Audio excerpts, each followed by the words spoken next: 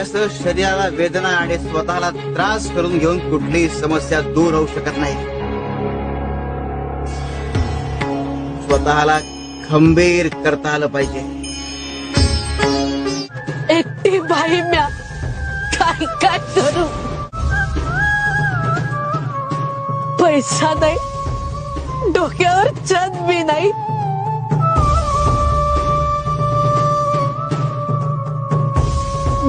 गाव वणवण फिरते हो, फक्त बेवारच्या सारखी.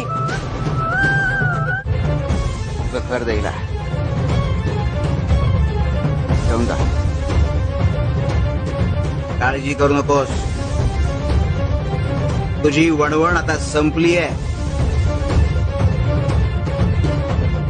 आणि तुला जे भोगायचं होतं ते भोगून झालं.